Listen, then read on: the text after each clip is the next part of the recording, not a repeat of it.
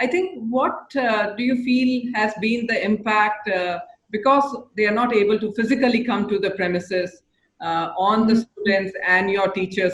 But how are the teachers adapting? Were they trained to do this? Did you have to do something quickly to get them onto speed? Was the infrastructure there, or something you had to do to enable this? So, Rima, we had already started Google Classrooms in our school, and they were already familiar a little bit, as technology, using technology as kind of a support, along with,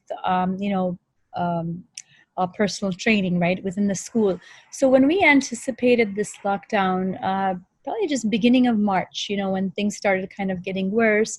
February, we were hearing about it, but we really didn't think that it would kind of come, but it came in so fast. So luckily, beginning of March, we gave them more training and equipped them with what they need to do if, the teaching had to move online, which, we had to do that.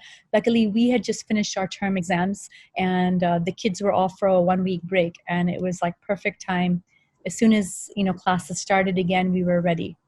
Sure. But is there some classes that you feel are more amenable to online versus are there others that you feel you had to cut out of the curriculum? I mean, I remember you mentioning yoga classes, and that's phenomenal. You can really take yoga classes online.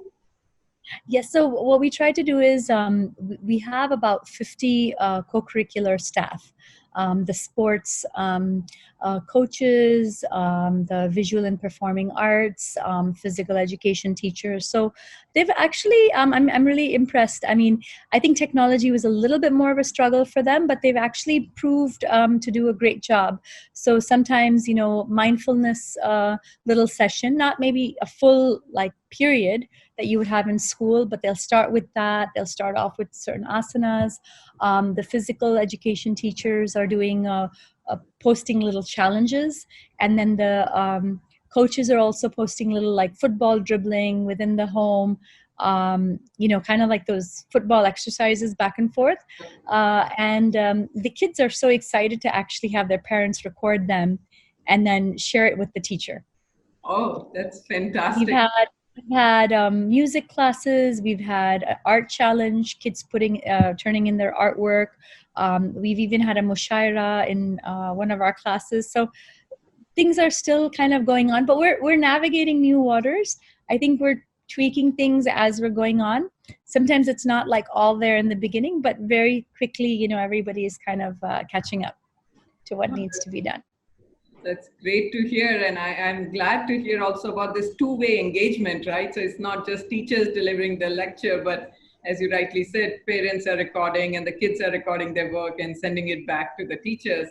And I have to say hats off to Glendale and the education sector, because I've worked in corporate sector and I know how difficult it is when they're adopting a new technology, right? So it's great to see this phenomenal uptake on using technology and being so quickly. 1 week time is nothing to be able to switch from an offline to an online mode. So great job, and kudos to your teachers for adopting it. I think educators are also trying to figure out what is the right amount of online time. I think too much online time, that can also be very draining. You have to be aware of, a lot of electromagnetic radiation. How much do you really want to expose the children to?